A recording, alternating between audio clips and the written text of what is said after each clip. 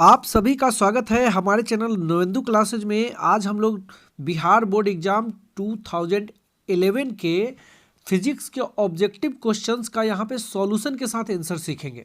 आप इस वीडियो को अंत तक देखिएगा। मैं आपको इस तरह से समझाऊंगा कि आप यहाँ पे आपको कोई भी क्वेश्चन का आंसर आपको याद करने की जरूरत नहीं पड़ेगी। आप उसका आंसर जो है, आप उसका सॉल्यूशन जो है समझ जाएंगे।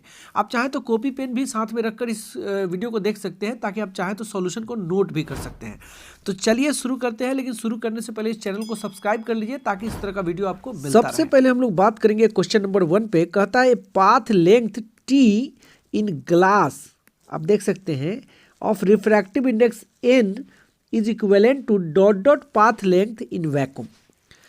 हम लोग एक फॉर्मूला पढ़े हुए हैं, refractive index mu is equal to speed of light in vacuum by speed of light in medium. तो ये म्यू इज इक्वल टू आप पढ़े हैं c बाई वी। c जो है वेलोसिटी ऑफ या speed of light in vacuum है, और नीचे v जो है speed of light in medium है। अगर हम ऊपर नीचे t1 टाइम से मल्टीप्लाई कर देते हैं, क्योंकि यहाँ पे पाथ लेंथ को t से डिनोट किए हुए, इसलिए हम टाइम को t से ना डिनोट करके t1 से या t डैश से डिनोट कर देते हैं। यहाँ पे आप देख सकते हैं, यहाँ पे इसको हम t डैश से, और यहाँ पर भी टाइम t डैश।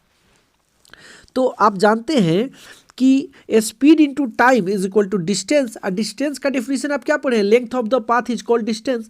तो पाथ लेंथ ऑफ भी लिख सकते हैं वहाँ पे। तो यहाँ पे ऊपर में पाथ लेंथ इन वैक्यूम हो जाएगा, और नीचे में ये डिस्टेंस कहाँ का है, ये डिस्टेंस है मीडियम का। मीडियम हमारा कौन सा है, ग्लास है। तो यहाँ पे लिखेंगे पाथ लेंथ इन ग्लास।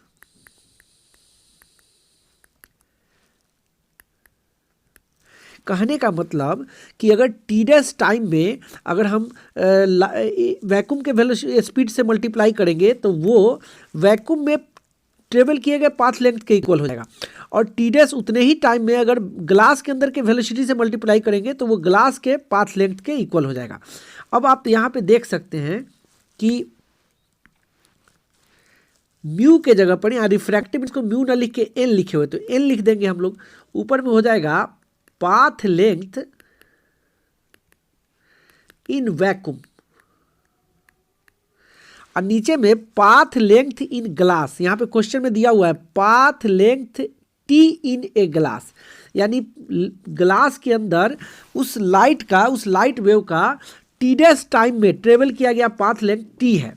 तो हमसे पूछा गया है इसी के इक्विवेलेंट वैक्यूम में इसका ट्रेवल किया गया पाथ क्या होगा। तो वैक्यूम में ट्रेवल किया गया पाथ देख लीजिए क्या होगा, path length in vacuum is equal to हो जाएगा NT।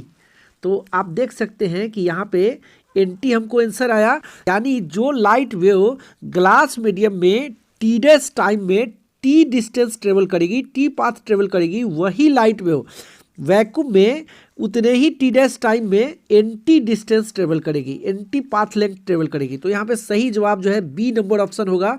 हम लोग बी वाले ऑप्शन पे यहाँ पे टिक करेंगे। अब हम लोग 2 नंबर क्वेश्चन पे बात करेंगे। कहता है electrostatic field is. Electrostatic field में अगर कोई 2 पॉइंट हो, आप देख सकते हैं ए और बी, यहाँ का पोटेंशियल जो है VA और VB हो, तो हम लोगों ने एक फॉर्मूला पढ़ा है VB minus VA is equal to WAB by Q, यानी B और A के बीच का potential difference in unit charge को A से B तक ले जाने में किए गए वर्क डन के इक्वल होता है।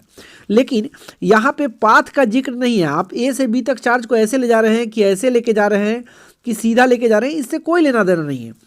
आप किस पाथ से लेके जा रहे हैं यूनिट चार्ज को, इसका इस फॉर्मूला में कहीं जिक्र नहीं है। बस मतलब है कि इनिशियल पोजीशन A होना चाहिए और फाइनल पोजीशन B होना चाहिए। यानी इलेक्ट्रोस्टैटिक फील्ड में किन्हीं 2 पॉइंट्स के बीच में किया गया वर्क डन उस पाथ पे डिपेंड नहीं करता है, उन दोनों पॉइंट्स के बीच के।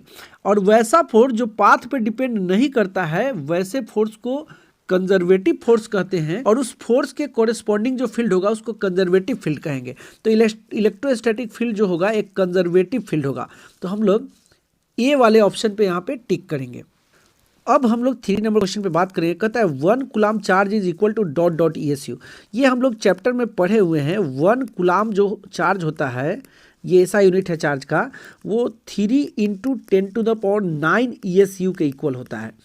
ये इलेक्ट्रोस्टैटिकल यूनिट है, सीजीएस यूनिट है चार्ज का। तो 3 × 10⁻⁹ आप देख सकते हैं ए वाला ऑप्शन है, तो ए वाले ऑप्शन पे हम लोग यहाँ पे टिक करेंगे। अब हम लोग 4 नंबर क्वेश्चन पे बात करेंगे। कहता है the specific charge of electron. आप जानते हैं किसी भी पार्टिकल के चार्ज और मास का जो रेशियो होता है उसी को स्पेसिफिक चार्ज कहते हैं। Specific charge of electron is equal to Q/m, where Q is charge of electron है, m is mass of the electron. तो चार्ज ऑफ इलेक्ट्रॉन आप जानते हैं 1.6 × 10⁻⁻19 कूलम, और यहाँ पे मास ऑफ द इलेक्ट्रॉन आप जानते हैं 9.109 × 10⁻31 kg, और ऊपर में कूलम है। तो ये जब आप डिवाइड करेंगे तो आपको ये आएगा 1.756 × 10⁻11 कूलम पर केजी। आप देख सकते हैं यहाँ पे ऑप्शन आपका क्या क्या है। ऑप्शन दिया हुआ है 1.8 × 10⁻11 कूलम पर केजी। तो ये 1.75 जो है 1.80 के करीब होगा, इसलिए सही ऑप्शन जो है ए वाला ऑप्शन यहाँ पे सही होगा। हम ए पर यहाँ पे टिक करेंगे। 5 नंबर क्वेश्चन पे बात करेंगे। Charge on plate x in given figure is. आप देख सकते हैं यहाँ पे ये जो दो प्लेट हैं y और x, और इनके प्लेटों के बीच का पोटेंशियल डिफरेंस आप देख सकते हैं। सबसे पहले v is equal to potential difference is equal to देख सकते हैं 20 volt minus 10 volt is equal to 10 volt. Capacitor के जो दोनों प्लेट y और x हैं उनके बीच का पोटेंशियल डिफरेंस हो गया 10 वोल्ट। कैपेसिटर का जो कैपेसिटेंस है वो दिया हुआ है 2 माइक्रोफैराड। तो हम लोग एक फॉर्मूला पढ़े हुए हैं C is equal to Q/V। हमसे चार्ज पूछा गया है तो Q is equal to formula हो जाएगा CV। तो C के जगह पे हम लोग 2 माइक्रोफैराड लिखेंगे और वोल्टेज के जगह पे यहाँ पे 10 वोल्ट लिखेंगे, तो ये हो जाएगा 20 माइक्रो कूलम। तो यहाँ पे आप देख सकते हैं कि जो कैपेसिटर के दो प्लेट है y और x, और y का पोटेंशियल जो है 20 वोल्ट है और x का पोटेंशियल 10 वोल्ट है, इसलिए 20 माइक्रो कूलम चार्ज जो है y पर होगा। तब जबकि x का पोटेंशियल y से कम है, इसलिए x पर इतने ही अमाउंट का निगेटिव चार्ज होगा, यानी -20 माइक्रो कूलम होगा x प्लेट पे, और ये जो होगा ये चार्ज होगा y प्लेट पे होगा। तो हमसे पूछा गया x प्लेट पर का चार्ज बताइए, तो x प्लेट पर का चार्ज जो है -20 माइक्रो कूलम होगा। तो x वाले प्लेट के चार्ज के लिए हम लोग यहाँ पे b वाला ऑप्शन जो है यहाँ पे सही ऑप्शन है, तो b पर हम लोग यहाँ पे टिक करेंगे। 6 नंबर क्वेश्चन पे अब हम लोग बात करेंगे। कहता है the electrical resistance of a healthy man is. किसी हेल्दी मैन का जो रेसिस्टेंस होता है वो 1000 ओम से लेकर 1 लाख ओम तक होता है। तो यदि हम लोग इस रेसिस्टेंस का यदि एवरेज वैल्यू निकालें, एवरेज निकालने के लिए हम लोग 1000 प्लस 1 लाख को ऐड करेंगे और इसमें 2 से डिवाइड करेंगे, तो ये ऑलमोस्ट 50,000 ओम के इक्वल होगा। तो इसलिए सही ऑप्शन जो है यहाँ पे ए वाला ऑप्शन जो है सही होगा। हम लोग ए पर यहाँ पे टिक करेंगे।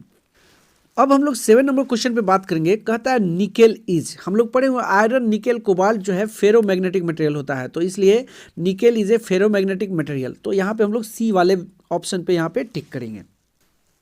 8 नंबर क्वेश्चन पे बात करेंगे। कहता है the radius of curvature of a plane mirror is.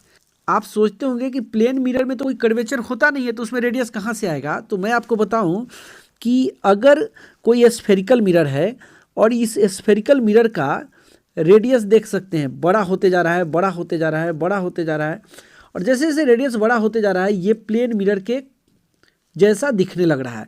अगर इसका रेडियस बड़ा होते होते होते होते अगर इन्फिनिटी रेडियस हो जाए इसका, तो वो जो स्फेरिकल मिरर होगा इन्फिनिटी रेडियस वाला, वो स्फेरिकल मिरर प्लेन मिरर की तरह बिहेव करेगा।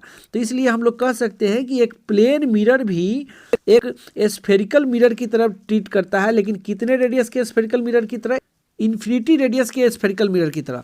तो इसलिए अगर हमसे पूछा गया है कि प्लेन मिरर के कर्वेचर का रेडियस क्या होगा, तो हम लोग ए वाले ऑप्शन पे यहाँ पे टिक करेंगे।